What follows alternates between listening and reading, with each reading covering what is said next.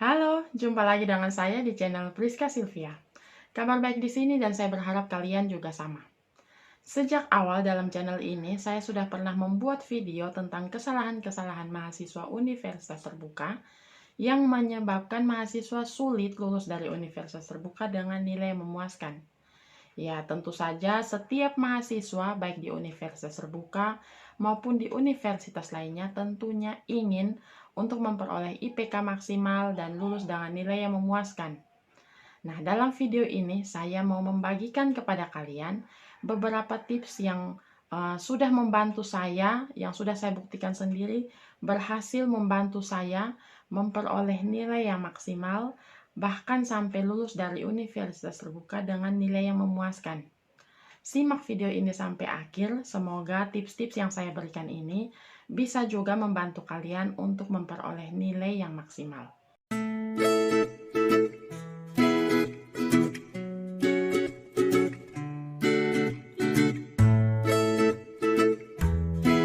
Tips yang pertama, perhatikan kalender akademik. Di universitas terbuka, setiap kegiatan itu sudah dijadwalkan dalam kalender akademik. Mulai dari pendaftaran mahasiswa baru, registrasi mata kuliah, proses belajar di tutorial online, belajar tatap muka, ujian akhir, bahkan sampai pengumuman kelulusan, pengumuman nilai dan kelulusan. Nah, kalau kalian mau mendapatkan IPK yang maksimal, pastikan kalian mengikuti kalender akademik tersebut dengan baik. Bila perlu, bikin catatan khusus tentang kegiatan-kegiatan penting yang harus kalian persiapkan dan kalian ikuti berdasarkan kalender akademik itu. Tujuannya supaya kalian jangan sampai ketinggalan jadwal-jadwal penting.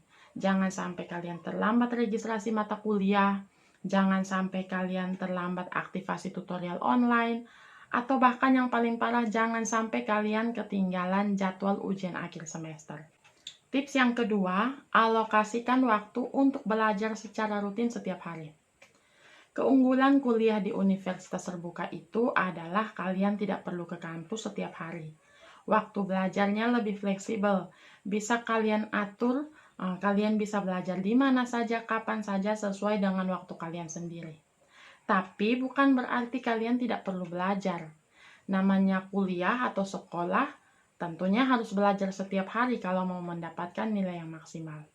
Dari pengalaman saya saat kuliah S1 hukum kemarin itu, saya membuat jadwal belajar sejak awal semester. Saya sudah punya persiapan belajar.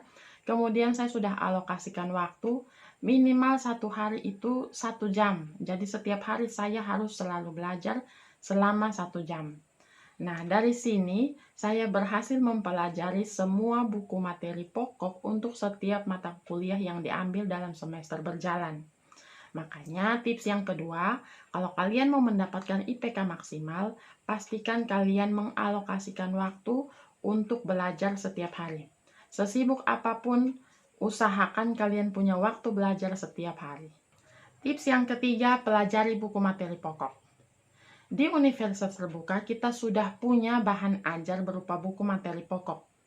Yang bagus dari buku materi pokok itu adalah setiap mata kuliah yang kita pelajari, hal-hal yang harus kita pelajari sudah dirangkum dalam buku materi pokok dari banyak buku sumber yang bagus-bagus.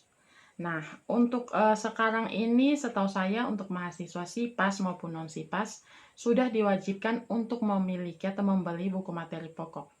Artinya, buku materi pokok ini adalah bahan belajar atau sumber belajar yang sangat penting yang harus kita pelajari.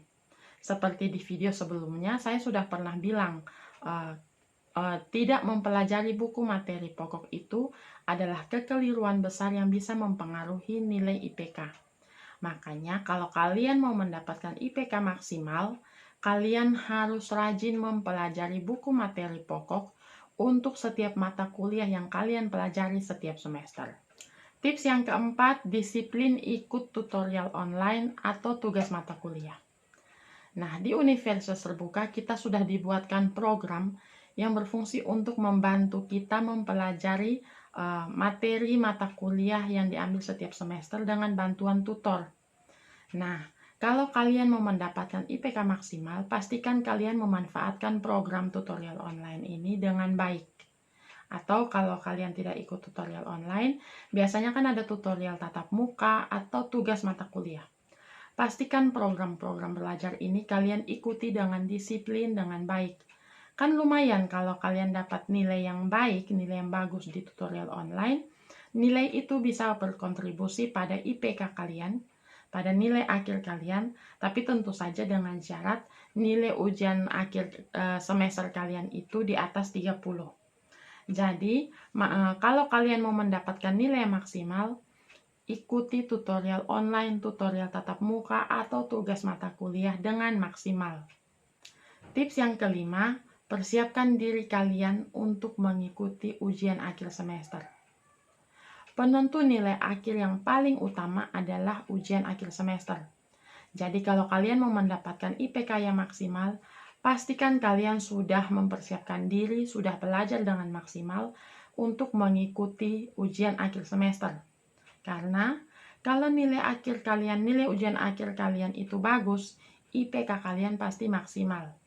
Ingat, sudah sering saya tekankan, percuma nilai tutorial online kalian maksimal kalau nilai ujian akhir kalian rendah. Nilai dari tutorial online tidak akan berkontribusi jika nilai ujian akhir semester kalian itu kurang dari 30. Jadi kalau kalian mau mendapatkan IPK yang maksimal, pastikan kalian mempersiapkan diri dengan baik supaya kalian bisa dapat nilai ujian akhir semester yang maksimal. Tips yang keenam, hindari plagiasi. Seperti yang kita tahu di universitas terbuka, plagiasi itu haram hukumnya dalam setiap kegiatan.